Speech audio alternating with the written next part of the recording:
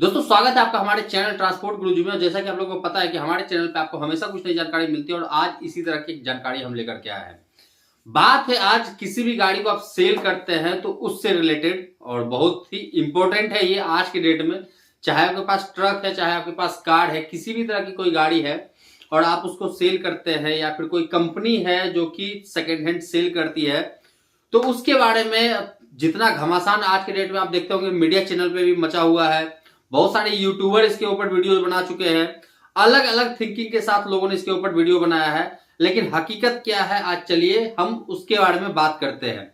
सबसे पहले हम बात करते हैं कि कोई भी सेकेंड हैंड कार हो या फिर ट्रक हो, वो किस किस तरीके से सेल हो सकता है। सबसे पहले उसके ऊपर बात करते हैं कितने तरीके सेल होने के, फिर उसके ऊपर हम बात करेंगे कि अगर आप सेल करते हैं पुरानी गाड़ी तो क्या आपको गवर्नमेंट को टैक्स पे करना पड़ेगा। मतलब कि अगर आपने 5 लाख में कोई गाड़ी बेचा है तो क्या आपको उसका टैक्स गवर्नमेंट को अलग से पे करना पड़ेगा। इसके ऊपर भी हम बात करेंगे आज के वीडियो में। तो चलिए सबसे पहले हम बात करते हैं वो 6 पॉइंट्स जिसपे कोई भी गाड़ी रीसेल होती है, किस किस तरह से रीसेल होती है। सबसे पहले हम बात करते हैं वो है इंडिविजुअल टू इंडिविजुअल। मतलब कि मैंने कोई कार या ट्रक खरीदा, नया ट्रक खरीदा या कार खरीदा और मैंने किसी व्यक्ति को पर्सनली किसी व्यक्ति को बेचा है, किसी आदमी को बेचा, तो क्या उसके ऊपर टैक्स मुझे पे करना पड़ेगा या नहीं। एक तरीका ये है। दूसरा है कि अगर मैं कोई नया गाड़ी खरीदा हूं, 2-4 साल चलाया और मैं किसी कंपनी को वो ट्रक या अपना जो है कार बेच रहा हूं, मतलब कि जो पुराने गाड़ियों में डील करता है मैं उसको बेच रहा हूं, तो क्या मुझे उस कंडीशन पे वहां पे टैक्स पे करना पड़ेगा गवर्नमेंट को। तीसरा है जो है कोई भी जो रीसेल कंपनी होती है जो कि पुराने ट्रक या फिर आपके बसेस या फिर कार में डील करती है और वो जो बंदा है, वो जो कंपनी है, किसी पर्सनल किसी इंडिविजुअल को गाड़ी बेचती है, तो क्या वहां पे टैक्स उस कंपनी को पे करना पड़ेगा या नहीं। तो इसके बाद है चौथा है कि अगर कोई बंदा पर्सनली अपना जो गाड़ी है वो किसी को बेचता है और वहां पे प्रॉफिट या लॉस में बेचता है, तो वहां पे क्या टैक्स पे करना पड़ेगा। तो ये 5-6 पॉइंट्स हैं जहां पे कि टैक्स देना है या नहीं देना, इसमें सबसे बड़ा कंफ्यूजन मार्केट में बना हुआ है। तो एक एक करके हम बात करते हैं। सबसे पहले हम बात करते हैं कि जो जनरली मार्केट में सबसे ज्यादा गाड़ियां बेची जाती है वो होता है कि कोई बंदा अगर ट्रक या बस या फिर कार खरीदता है तो वो किसी बंदे को बेचता है, तो क्या यहां पे अलग से कोई टैक्स पे करना पड़ेगा। एग्जांपल के लिए हम समझते हैं कि मानते हैं कि कोई बंदा 2016 में 12 लाख में कोई गाड़ी खरीदा है, चाहे वो कार हो, बस हो या फिर ट्रक हो। आप कोई भी गाड़ी बोलने का मतलब है कि आप ये तीनों गाड़ी समझ लेना कि अब 12 लाख में उसने कोई गाड़ी खरीदा और 2025 में आकर के उसने 12 लाख में खरीदे हुए गाड़ी को 6 लाख में बेचा है। मतलब कि 6 लाख के नुकसान पे वो अपना ट्रक बेचा है किसी पर्सनल किसी बंदे को। तो यहां पे क्या है कि जो बंदा बेच रहा है अपना गाड़ी, वो उसको 6 लाख का घाटा लग रहा है। यहां पे कोई भी तरह का वो प्रॉफिट नहीं कमा रहा है और 6 लाख में वो किसी पर्सनल आदमी को बेच रहा है। अगर ये कंडीशन बनता है तो दोस्तों यहां पे किसी भी तरह का कोई टैक्स पे नहीं करना पड़ेगा गवर्नमेंट को। दूसरा जो तरीका है वो है कि अगर कोई पर्सनल बंदा है जो अपना गाड़ी अब वही 12 लाख में खरीदा है और किसी सेकेंड हैंड कंपनी को बेचता है जो सेकेंड हैंड गाड़ियों में डील करता है।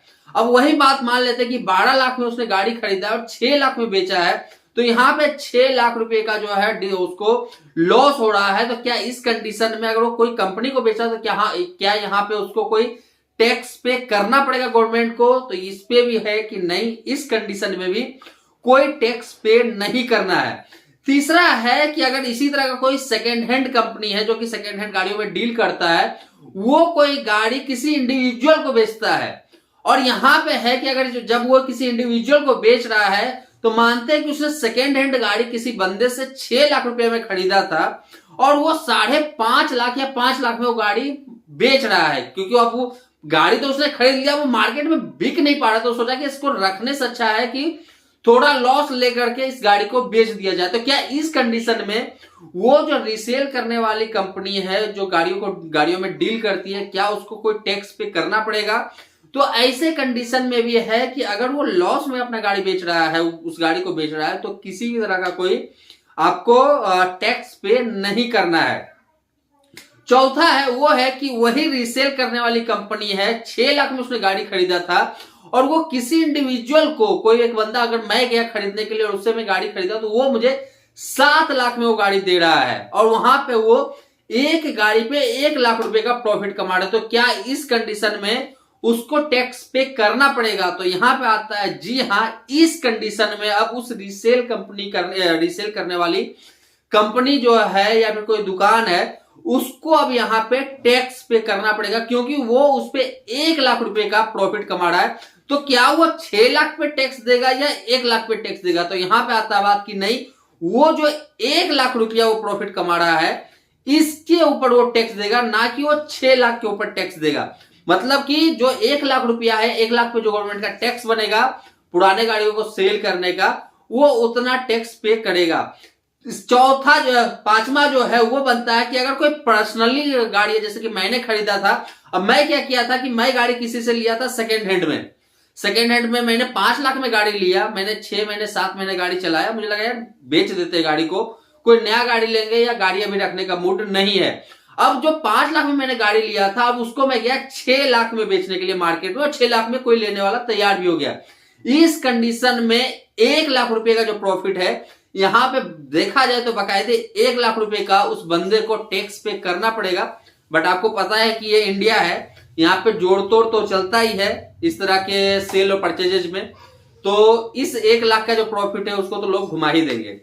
अब बात आती है सबसे लास्ट में कि कोई बंदा जो रीसेल में कार खरीदा है या ट्रक खरीदा या बस खरीदा, वही 5 लाख में, उसने 6-7 महीने गाड़ी चलाया, अब उसको जो है लगा कि नहीं मैं इस गाड़ी को बेच देता हूं, वो जाकर के मार्केट में गाड़ी को 25,000 के लॉस पे बेच दिया, मतलब 4,75,000 में बेच दिया।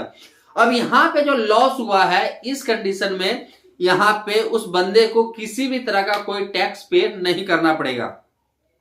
तो ये था मेन पॉइंट्स जहां पे कि लोगों को सबसे ज्यादा कंफ्यूजन था कि किस पॉइंट पे कितना उसको टैक्स पे करना है या नहीं करना है। तो ये पूरा क्लियरिटी है कि कोई भी गाड़ी खरीदा या बेचा जाता है तो कितने तरीके से खरीदा या बेचा जाता है, वो सारे मैंने आपको यहाँ पे बता दिया है। इसके अलावा भी अगर कोई आपको कंफ्यूजन है तो आप मेरे से कमेंट में पूछ सकते हैं, साथ में आप मुझे मेल भी कर सकते हैं। तो दोस्तों ये जानकारी थी इतनी ही। कैसा लगा ये आपको वीडियो जरूर मुझे बताइए। हम मिलते हैं अपने नए वीडियो में फिर से एक नई डिटेल के साथ, तब तक के लिए धन्यवाद।